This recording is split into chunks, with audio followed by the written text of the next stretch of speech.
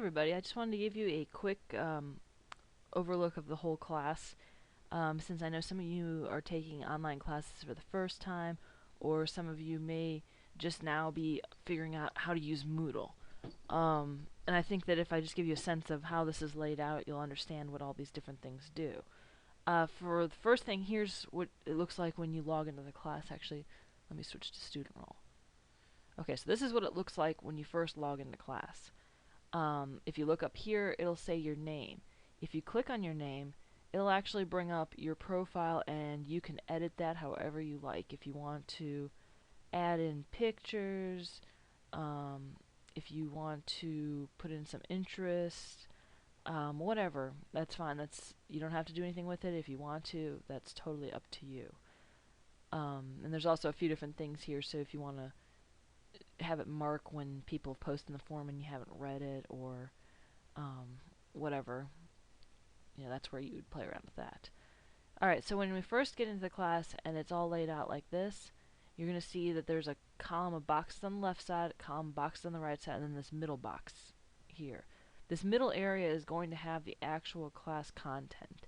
So as we go through the class, we're going to be looking at mainly. This first big box here that has the resource area is going to always be there. It's not going to change at all, so you're always going to have the announcements link, which is when I post an announcement, and that can also be found up here in the right hand side under latest news. You're always going to have your syllabus, your course schedule, and how to save and enrich text files, since that's the preferred method for you guys to save your files when you submit them. We've now finished the icebreakers, but as you can see, you just kind of move down and click on each of these things as you went. Now we're going into women's studies, history, and feminism, and you can see here by clicking on that, you'll get the readings, and these will send you to different websites. And then of course you have your forums down here that when you open them up, they bring them up. And you should be familiar with that just from the icebreakers. One thing I'll mention is in Module 2, there's going to be a couple different things here, couple different zines. You don't have to read stuff per se, I just want you guys to have a layout of it, and understand what's in them. Okay, so meanwhile back here, let me show you a few things. Up here in this corner will be the list of participants, so if you're trying to get a hold of somebody in the class specifically, you can actually find them here, and if you click on their name, you can send messages. What I recommend doing, because some people have been sending me in-class messages, just use the email address and send me an email. It's, get into Campus Cruiser and send me an email. It's a little bit easier for me to keep track of who's sending me what. Your activities are right here, so any assignments, if you click on that, are going to bring up your assignments. Your forums are going to bring up all the discussion forums. And quizzes are going to, there should only be one available right now, but that'll bring up the quizzes that are up there. And the resources is going to bring up all your different reading assignments, all that kind of stuff that are available. You're also going to have your grades, and clicking on that will bring up your various grades, and then your profile again, which is the same as up here where your name was. Also, if you're taking other online classes, they're all going to be listed there, so if you want to jump to another class quickly, you can do that. Let me set that, there we go. Over here on the right side, you're going to have the latest news, which I said is the announcements, so that's where I'm going to be posting stuff. There's a calendar here that I've updated to reflect due dates. You can see that they're in dark orange, and if you just run your mouse over it, and just hold your mouse over it, it tells you what's due on that date. You can actually add your own things in there, like doctor's appointments and stuff, so that's your calendar to use how you like.